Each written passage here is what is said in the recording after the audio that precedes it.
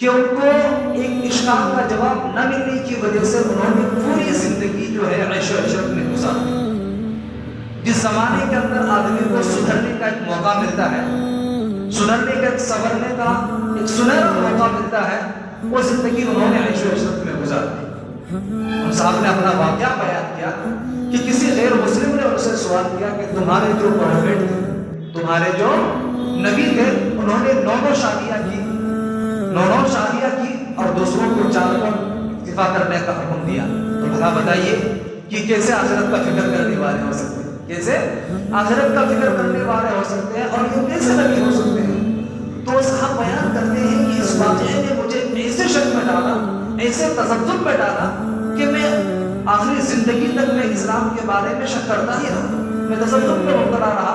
لیکن اتفاقاً اللہ کے ایک ولی سے میری کیا ہوئی ملاقات ہوئی، ایک مولانا سے ملاقات ہوئی، تو انہوں نے اس کی حکمت اور اس کی مصلحت بیان کی، تو مجھے افسوس کا اظہار ہوا کہ جس زمانے کے اندر مجھے سدھرنے کا موقع تھا، میرے اعمال کو سدھارنے کا موقع تھا، وہ زندگی میں نہیں کما تھا۔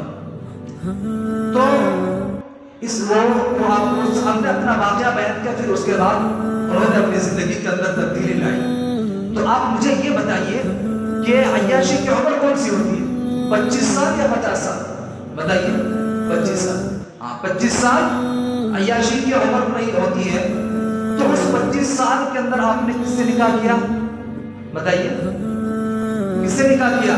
ایک بیوہ عورت سے، اور وہ بھی ایک مرتبہ نہیں بلکہ 2 دفعہ بیوہ ہو چکی، بلکہ 2 دفعہ بیوہ ہو چکی تھی، اس خاتون سے آپ نے نکاح کیا۔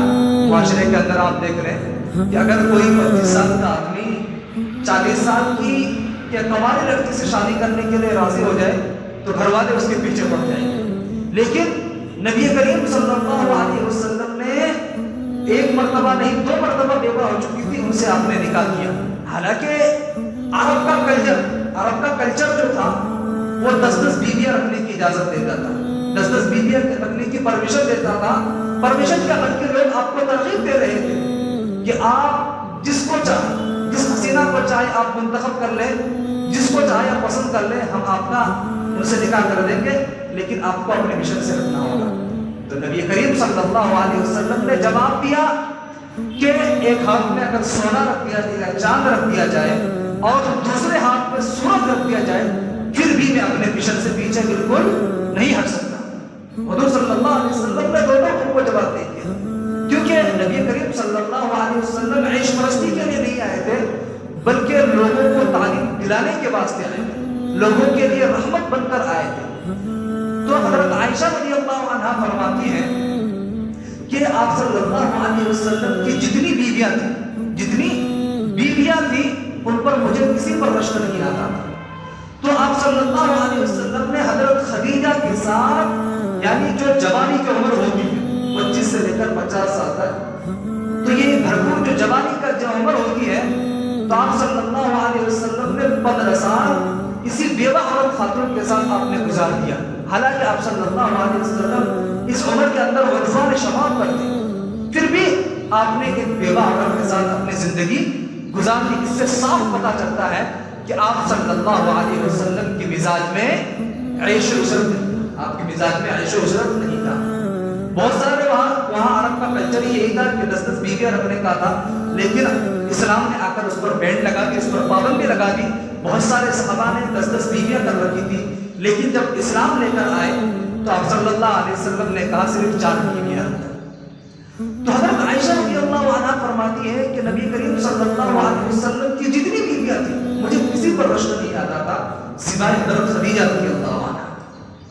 حضرت خدیجہ رضی اللہ عنہا کے حالانکہ خوبصورتی کے اعتبار سے حضرت صفیہ رضی اللہ عنہا بہت زیادہ خوبصورت تھی، لیکن حضرت عائشہ کو معلوم تھا کہ نبی کریم صلی اللہ علیہ وسلم مجھ سے زیادہ محبت کرتے ہیں، تو آپ صلی اللہ علیہ وسلم مجھ سے زیادہ محبت کرتے ہیں۔ کیوں؟ اس لیے کہ میں ذہین ہوں، فقیہ ہوں، اور حضرت ابو بکر صدیق رضی اللہ عنہ کی بیٹی ہوں، تو مجھ سے زیادہ کیا کرتے ہیں؟ وہ محبت کرتے ہیں۔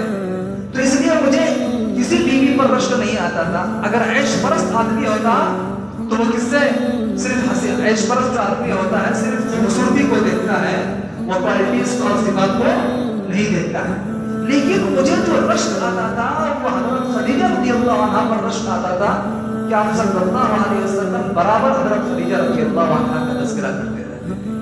تو ایک مرتبہ میں نے کہا کہ اللہ کے رسول آپ اس بوڑھی کا تذکرہ کر رہے ہیں, سرخ جبڑوں والے کا آپ تذکرہ کر رہے ہیں, آپ کیوں ان کو یاد کرتے ہیں؟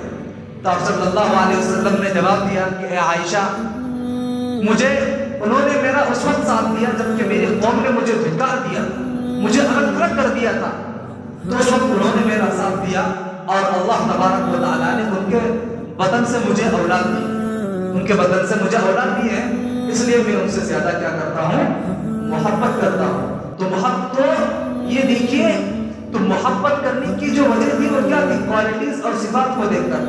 اور عیش پرست جو آدمی ہوتا ہے وہ کوالٹیز اور صفات کو نہیں دیکھتا ہے, وہ صرف حسن اور خوبصورتی کو دیکھتا ہے.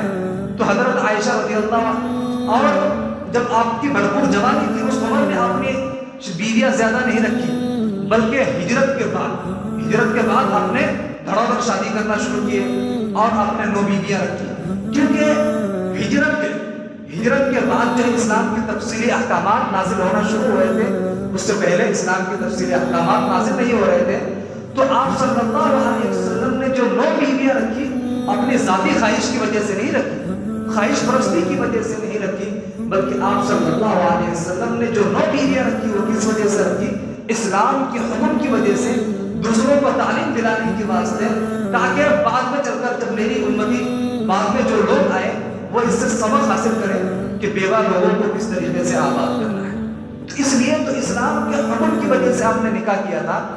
جب کیوں اسلام کی, جبکہ آپ کی بھرپور جوانی اس وقت نہیں تھی, تو آپ نے اسلام کے حکم کی وجہ سے نکاح کیا تھا, اپنی خواہش کی وجہ سے آپ نے نکاح کیا تھا. رہی بات یہ ہے کہ 4 بیویاں پر کیوں پابندی لگا دی, زیادہ بیویاں رکھنے کو اجازت کیوں نہیں دی؟